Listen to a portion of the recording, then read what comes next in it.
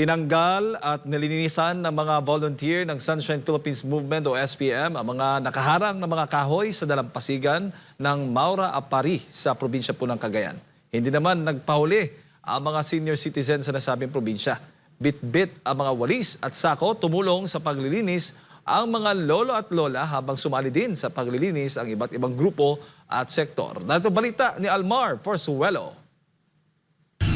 Ang Cagayan River ang pinakamalawak at pinakamahabang ilog sa buong Pilipinas. Mayroon itong higit 500 kilometro ang haba. Sa Cagayan River din nagtatagpo ang tatlong major tributaries, kagaya ng Ilagan River, Magat River at Chico River.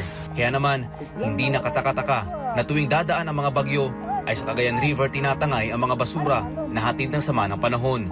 At kung basura ang pag-uusapan, ang mga residente sa bayan ng Apari sa lalawigan ng Cagayan ang huling sumasalo rito dahil ang nasabing bayan ay matatagpuan sa bunganga ng naturang ilog. Kamakailan lang, sunod-sunod na bagyo ang humagupit sa Pilipinas, kaya naman tunay-tuneladang kahoy mula sa kabundukan at karatig na bayan ang tinangay ng mga bagyo papunta sa dalampasigan ng Barangay Maura sa bayan ng Apari, Cagayan. Dahil dito, hindi na nagpatumpik-tumpik pa ang mga volunteer ng Sunshine Philippines Movement or SPM mula sa nasabing probinsya at agad na inaksyonan ang naturang problema. Kasabay na isinagawang kalikasan tatag ng bayan nationwide cleanliness drive na inisyatibo ni Senatorial Aspirant Pastor Apollo C. Quiboloy. Daan-daang volunteer ang nakisa at tumulong upang linisan ang dalampasigan. Kahit mga senior citizen, hindi alintana ang init at pagod, maiparating lang ang kanilang suporta sa butihing pastor at upang ipakita ang kanilang pagmamahal para sa ating inang kalikasan.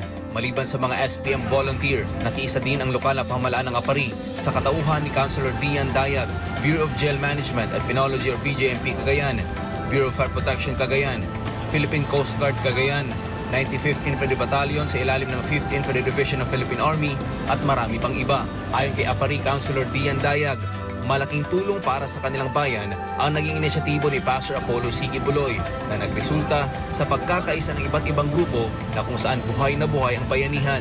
Napakaganda araw po nitong na-experience namin ngayon dito sa bayan ng Apari dahil makikita nyo po ang community na nagsasama-sama at may isang adhikain na linisan. Unang-una sa lahat, yung isa sa pangunahing source of livelihood namin dito sa bayan ng Apari, yung pangingisda.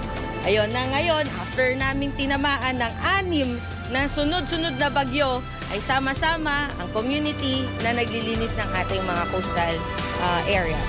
Para naman kay Apprentice Seaman Gerald Fernando ng Coast Guard Station Cagayan, mahalaga sa kanila ang naturang aktibidad dahil kasama sa mandato ng mga Coast Guard ang pangalagaan ng kalikasan. Una sa lahat po, nagpapasalamat po muna kami dahil naimbitahan po ang Philippine Coast Guard sa activity na to. Kumbaga, yung sa activity na to is mahalaga para sa amin kasi sa Philippine Coast Guard isa ito sa mga 5 function ng PCG. Kaya ang tawag namin dito is Maritime Environmental Protection. Kaya po mahalaga sa amin na talaga na alagaan natin at panatilihing malinis ang ating kalikasan at karagatan. Sinabi naman ni former Cagayan Economic Zone or SAZA Director Dominador Ambo Dayag, regular na ang kanilang ginagawang paglilinis sa kanilang lugar, ngunit hindi ito sapat, kaya naman labis ang pasasalamat ito sa naging inisyatibo at programa ng kalikasan ni Senatorial Aspirant Pastor Apollo C. Quiboloy. Ito ay dati na namin ginagawa rin sa Apari, sa bayan namin, ng kami sa non-government organization. May mga nakinabibilangan ko, ngunit hindi pa rin ito sapat. Yung aming grupo na malinisan ang buong baybayin ng Apari. So ako po ay nagpapasalamat sa inyo kay Pastor Apollo C. Quiboloy sa kanyang pag-initiate dito sa tatag para sa kalinisan, tatag ng bayan. At nakita ko naman yung spread ng inyong suporta. Present din sa paglilinis ang grupo ng kabataan na Keepers Club International. Talagang napakasaya, talagang maramdam mo yung kasiyahan na makatulong sa ating inang kalikasan. Lalong-lalo na sa inisyatibo po ng ating pinakamamahal na Pastor Apollo C. Quiboloy, lalong-lalo na sa member of Keepers Club International, patulong po ang mga kabataan, grade 12 student, mga college, no? Talagang makita po sa kanila yung ngiti, yung saya na makatulong sa ating bansang Pilipinas. Para naman sa ministro ng Kingdom of Jesus Christ mula sa Quirino, Isabela na si George Turqueza na ang ganitong programa ay matagal nang ginagawa ng butihing pastor at naisaanya nito na gawin din ang paglilinis sa buong bansa. Nagpapasalamat po tayo sa ating pinakamamala pastor, Pastor Apollo Sikibuloy. Bilang KOJC talaga, ito na rin talaga yung layunin po ni pastor talaga na may spread po sa hindi lang sa KOJC kundi sa buong bayan na magkaroon talaga ng ganitong mga gawain. Sa huli, nais ng mga taga-Cagayan, partikular na sa bayan ng Apari, na magtuloy-tuloy ang tulong at suporta ni Pastor Apollo Sikibuloy sa kanilang lugar. So ang message naman namin po kay Pastor Kibuloy, sana po tuloy-tuloy pa rin yung mga activities na ganito upang maipakita natin sa mga ibang ahensya o ibang mga tao na kailangan natin panatiling malinis ang ating karagatan.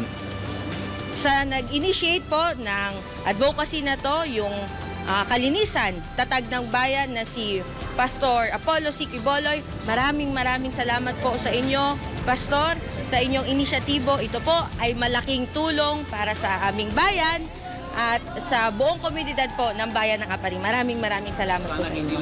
Ito po ay sana hindi po ito yung last at hindi po ito yung una, kundi sana po ay maging patuloy ang programang ito, hindi lamang dito sa bayan ng Apari, kundi sa buong Cagayan at sa buong Pilipinas. At ako'y nagpapasalamat talaga ng taos puso sa inyo na maski na yung itong napakaliit naming bayan ay nararating ninyo dahil po sa inyong pagmamahal sa ating bansang Pilipinas.